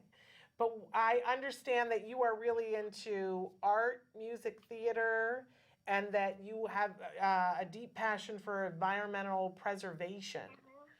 So I want to talk a little bit about those things. So, do you have an opportunity to do drama classes or be in musicals for musical theater? Yeah, me and my brother are currently doing Seussical, and I'm playing the Sour Kangaroo. And my brother is one of the Wickersham brothers. Uh-huh. And is that through school, or is that something you do after school? It's like a theater, community theater, and we do it every Sunday. And have you been in musicals before? Yes, actually. Okay. And would you say that's the most fun thing that you get to do, or just one of the fun things you get to do? Probably one of the fun things we get to do. Yeah. And what kind of art do you like to do? Do you like to paint, or what kind of art are you into? I'm mostly into painting, but I want to try getting into watercolor because I've seen those Instagram videos and they're pretty cool. They use watercolor to make cool pieces of art. Uh-huh. Cool. And so tell me, what is environmental preservation? It's basically, I can't get the full definition of it, but in my definition, it's pretty much like trying to save the world, try recycling more, and also, there are these things where you can, reuse plastic.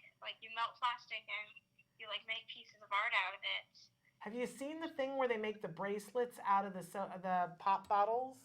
Have you seen that? Yeah, I've seen that ad. They said that if you buy a bracelet, you remove 1 pound of trash from the ocean. Wow. That's a very cool thing.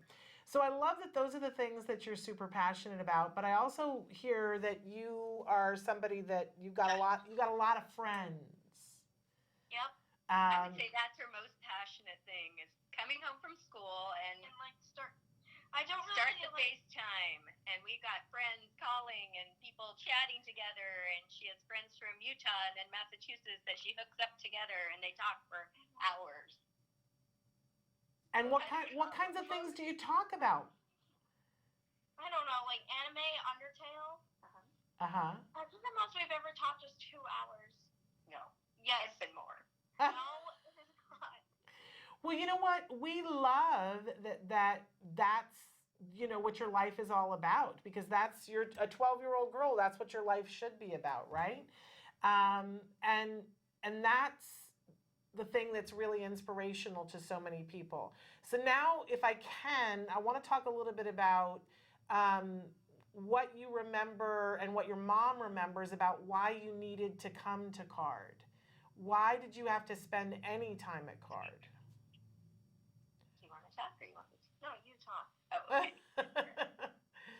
So when Leah was, I would say about 2.5, I really noticed that there were a lot of social problems for her. And I took her to the doctor, and the doctor had her tested, and she tested moderate functioning autistic. And it was pretty shocking to me at the time. I'm a psychotherapist. I work with trauma, not necessarily developmental disorders, but it kind of shakes your ground a little. And I started to do a lot of research and went to UCLA and attended a conference on autism and watched a video that they showed of a child receiving ABA therapy. And during that video, I remember that it was Aliyah on that video.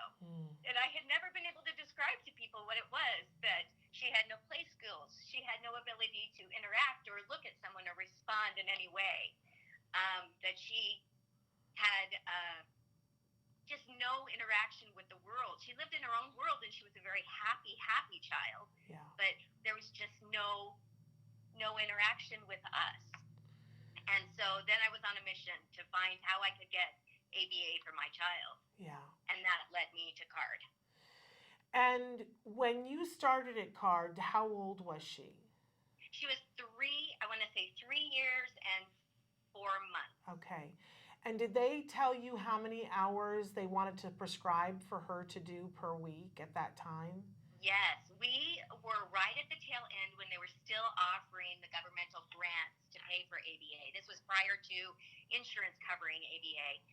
And she received, with that grant, 40 hours a week of one-on-one individual in the home ABA. And when they said to you and your husband, we want to do 40 hours a week with your 3-year-old, did you think that was okay, or did you completely think that was preposterous? I had done a lot of research at that point, and I knew that I had read that if you hit a child between the ages of 3 and 5 with 30 or more hours of ABA, there was a really high percentage of recovery. Yeah. And so that's what I wanted, absolutely. And I was shocked we got that. I was shocked we got in, because the waiting list was 9 months long. But I received a call, and they said, let's bring her in for an intake. And so it was a blessing. Because this is so great for me to hear, because we have so many families who will say, well, 40 hours is just way too much for a 3-year-old. Now insurance will pay for it, but families are turning it down. Oh my gosh. I know, doesn't it? It just, me yeah. too. It makes me go, no! Oh, yes, exactly. But That's they think it's too much. A sense of urgency. I needed to get this in. I had a time period when I knew the brain was malleable and was, we could intervene with the neural networks. So I was wanting more and more and more, whatever we can get, as soon as we can get it, because I felt that urgency. Yes, and then the next thing that parents say is, well, I want to make sure that they have time to be a kid. And for somebody who's been through this with your daughter, I want to hear from both of you. Do you feel like she had time to be a kid, and did this set her up to be who she is now? Oh, I think she was a kid all the time through ABA.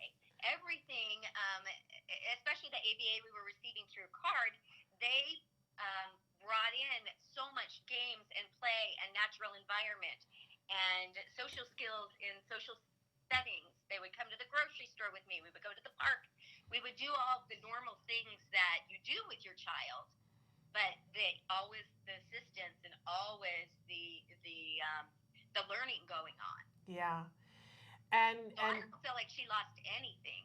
Yeah. I feel like it was a sacrifice on the family's part. Yes. I couldn't work. I needed to be at home with her and providing that treatment. But it was worth it. I was just going to say, at this point where you are now, looking back, if you had it to do over again, would you still have done it? Oh, 100 times over. Okay. And so, Aliyah, hearing all that, She has something to say. yeah, what do you want to say? Well, it's no wonder that that we barely have much money. To pay for all your services? Yeah. Yeah. A lot. How does that make you feel to know that the whole family pitched in to make sure that you had what you needed? So it makes me happy because, like, at least I have someone like supporting me. Yes. Yes, and that's the truth. And you have more people than you probably know, Aliyah, who wish you well and who are so thrilled that because you're your own person now. So I got to ask you, what words do you use now to, is the A word a part of your dialogue at all now? No. No. You know, Shannon, it's interesting because we haven't really said much to Aliyah over the years. It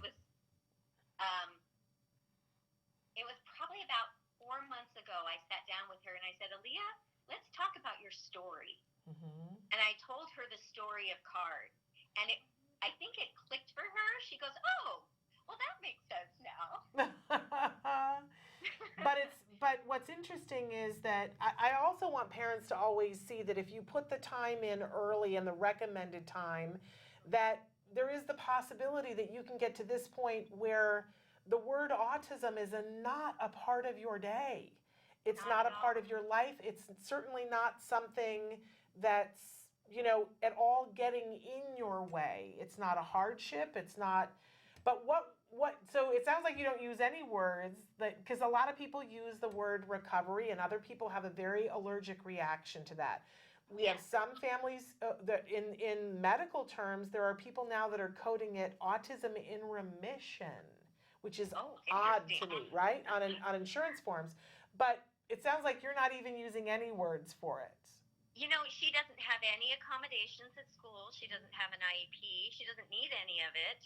She was tested again, I think it was in 2017, and did not fulfill the criteria for the diagnosis of autism. So there we are.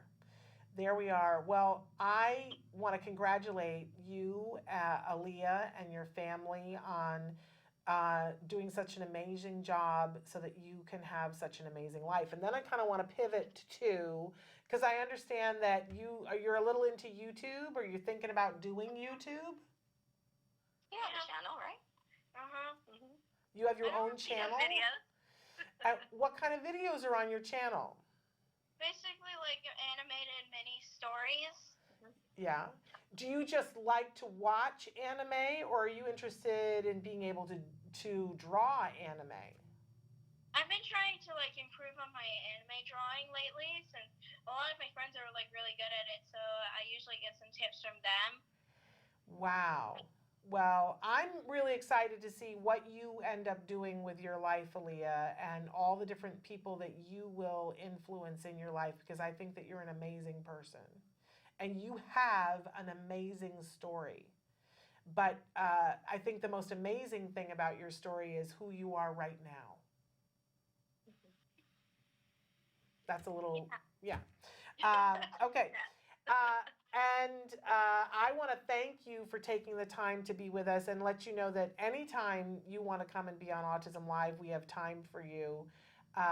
Sometimes we've asked other people sometimes to cover events for us. If we have something that's going on in your neck of the woods, are you at all a junior journalist? Would you be interested in covering something for us sometime? Maybe. All right. I think she would love that. I think that'd be a kind of a fun thing. I also, we have cooking show things that we do here on the show, that we have somebody from the Taka organization that does cooking shows, and we've been talking about, we've got a couple of kids who are saying that they would like to feature some recipes. So if there's ever a time that you would like to videotape a recipe for us and have us show it on the show, we would love to do that. Do you ever cook? Well, I cook a bit. Yes, she does. She's always experimenting in the kitchen, we'll say, whether it be food or slime. Well, and you know, the other thing is that we love craft things too. If you ever wanted to show us how to do a craft, like make slime, and do a video on that, we would love to feature that here on the show. She makes her own squishies. Well, she mixes chemicals and makes squishies and then paints them. I kind of do slime more. You do slime more? See, I have tried to make slime and I have not been good at it. There's something that I clearly do wrong, but I tried to make the slime that was glow in the dark.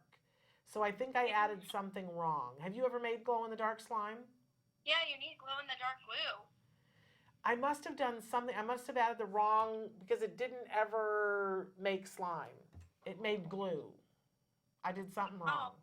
Is it borax that you have to add? Yeah, it's called borax, or you could also use Tide laundry detergent, or if you want to use contact lens solution, you have to make sure you add baking soda first. I don't think I knew that you could do contact lens solution. Yeah. Oh, that's interesting. Okay, well, if you're ever interested in making a video, we'd be happy to feature it. Sound good? But thank you for being willing to share your story, because there are a lot of people out there who are very busy living their lives and don't take time to tell people, hey, this happened before and here's where I'm at. And I think it makes a huge difference. Thank you so much. Thank you, Shannon. Thank you. All right, ladies, I appreciate you. You've given me my inspiration for the day. You guys have a great weekend, okay? You take care. Bye-bye. Bye. Okay, you guys. I just want to cry, because I know so often you guys will write in and you will say, you know, if this is so great, where are these kids? And we try really hard to balance people's privacy with being able to give you that inspiration. And this family was so wonderful to say, we want to tell our story. So what an amazing thing. This is why I push you all the time. This is why it's so important. Get that 40-hour program going. If you've got a 3-year-old, please, please, please, please, please give them the opportunity to have the chance to get there. And if you're, you know, I want to be clear that all kids don't have the same outcome, right? But CARD has researched what gives your kid the best possible opportunity to get to that best outcome. What are the things that go into the recipe that make the best possible outcome? And they've had 3 things that have stood out clearly, that they have said, when we see kids that do this well, there are 3 things that we can identify and go, this went into the mix. And what are they? Number of hours. And for a 3-year-old, you really want to get to 40. I know we say all the time 25 to 40, but please get to the 40, right? Do the full prescription, And I've just come back from offices where I've said to people, what's your prescription? And they gave me a number and I was like, wait a minute, is that your prescription? No, that's what was asked for the hours based on what they said they were available. Please make sure you don't have it work that way. Do the full prescription, which for a 3-year-old should be 40 hours, honestly.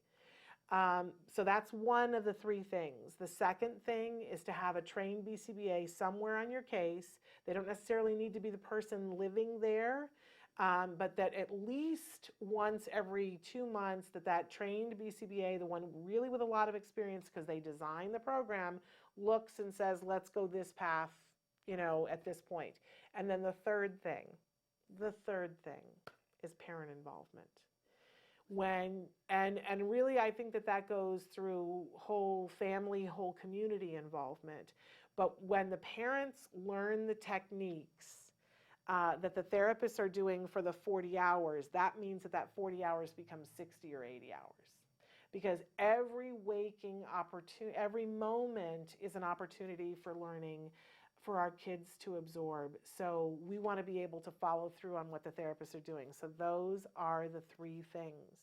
If you can be doing those 3 things on a daily basis, you can be rest assured that your child will get to their best outcome. If you are not doing those 3 things, I cannot guarantee you that, and that will eat at you. Please do those 3 things. For many of our kids, they can get to the point where they no longer qualify for an autism diagnosis. You saw that beautiful young woman and talking about her friends and her Instagram and her life. And she is in no way, I know it's almost April and people are going to start telling you that ABA is terrible and that the kids are all programmed and, you know, that they're made to feel bad about themselves. And believe me when I say to you, if you are in an ABA program where that is happening, leave. A good quality ABA program does not do that. CARD does not do that. So please, please, please get what you need and do it for a few years so that the rest of their life is better. They won't have these horrible memories of something. What they remember is great people playing with them. That's what they remember. Okay. And I will find out, somebody wants to know what her Instagram is. And because she's a minor, I didn't want to put her on the spot, but I will find out with Mom if it's okay to tell. All right, you guys, absolutely so thrilled that we had an opportunity to have them on. Isn't that inspirational? Okay, we're going to take a short break, and then we're going to come back and do our mindfulness moment before we run completely out of time. Stick with us.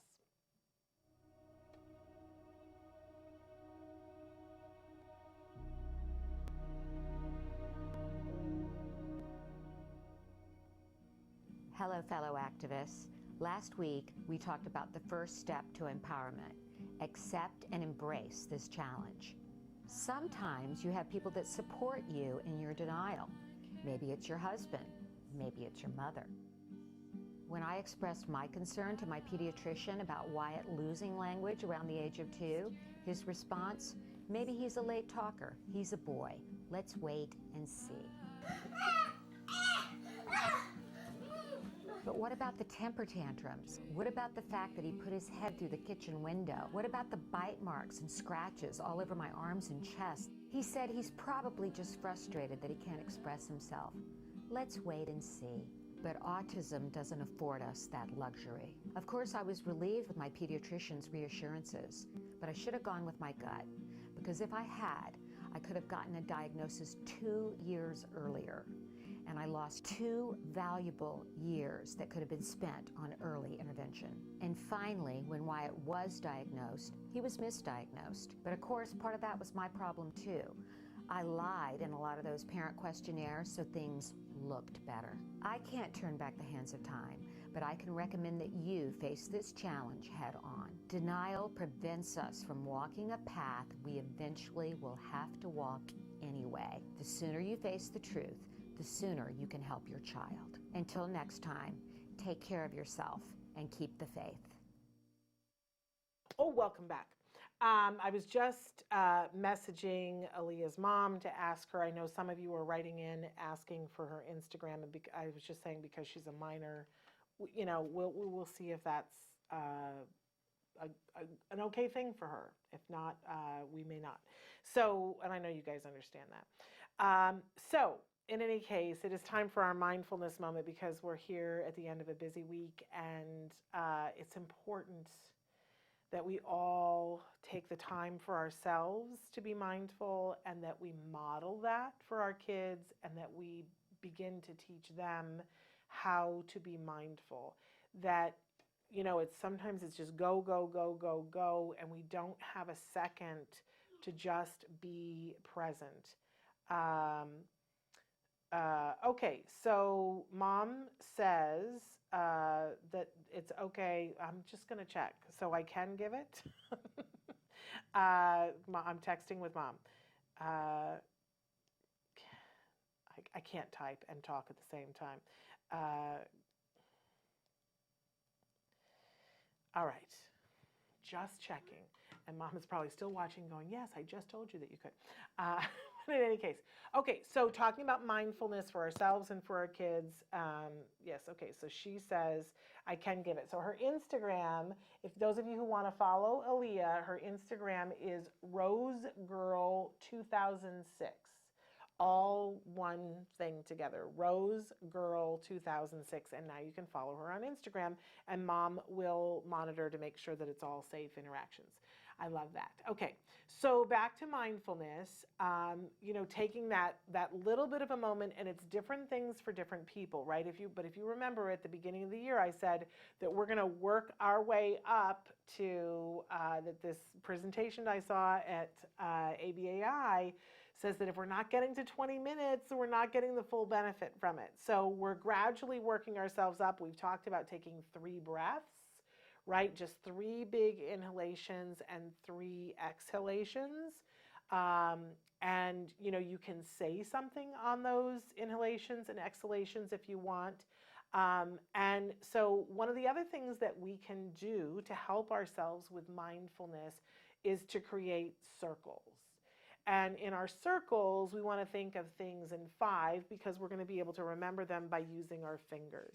So it could be 5 breaths now that we're going to, and on those 5 breaths, on the inhalation, we want to think of something we're grateful for. And on the exhalation, we want to exhale and think of that as becoming a circle around us. So we think, okay, on the first inhalation, I'm so grateful for my family. And then as we exhale, we think, I have my family around me, right? And then we take an inhalation for the second one, and maybe the second one is, I'm so grateful for my health. And we exhale and we think of that health as being around us and our family now. Isn't that a lovely thing to think about? And then what's the third thing that you're thankful for? And it could be anything, right? Maybe I'm thankful for the fact that my son did well on his chemistry test, right? And there's no, you don't have to, they don't all have to be even and equal, and they don't all have to be earth-shattering, right? Be something you're grateful for. And as I exhale and I think, my son doing well on his chemistry test, that's around my health and it's around our family. It starts to make this hug, and it gets a little bit wider each time, right? And maybe the next thing that I'm grateful for is that, my flight's back from being away, even though it was bumpy, my flight went well. I got to go be on my trip and come back safe. And I exhale and think of that around me. Oh, look at that. All this circle of gratitude. And how about my 5th one? I'm grateful that I have an opportunity to be here with you. And exhale and make that 5th circle. And now as I move through my day, that's 5 inhale, 5 exhale, 5 gratitude, less than a minute, right?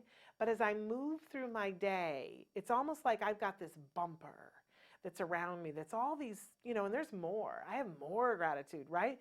But there's 5 things that I'm grateful for. And so as things come and they, somebody says to me, you didn't do this well, that's going to bump, but it bumps up against my bumper. It can't really, slings and arrows can't really hit me because I have this bumper of gratitude, right? So take a minute today to inhale 5 gratitudes and exhale them around you like a bubble, right? That ring of gratitude, 5 of them around you, and just play with that for a couple of days to feel what it feels like, because so often we get so caught in the minutia of the something that we're mad at, right? And I'm not saying take away from that, because sometimes you got a right to be mad, right? But where's that bumper of gratitude too? Because that's there too. That's a part of your story too. And that bumper of gratitude is going to help you to kind of move through your day. And then find a way to do that with your kiddos, whatever age. And remember that, we've talked before about the breathing buddies. For very young kids, even kids who don't have great expressive or receptive language, they can follow when somebody is feeling stressed, right? And when somebody's feeling calm. They really can. It's one of the reasons why animals are so great with our kids, because the child gets with the animal and the animal's calm, right? So take those stuffed animals, put them on their belly, and before we were doing 3 inhalations and making the breathing buddy go up. Now move up to 5, because we're going to work our way up to 20 minutes. That's what we're doing, okay? Anyway, we didn't get time for autism in the classroom, but hopefully we'll get to that next week. I so appreciate the time that I get to spend with you guys. Thank you so much for everything that you do and for being here with me. I'm going to see you next week. Until then, give your kiddos a hug from me and one for you too. Bye-bye for now.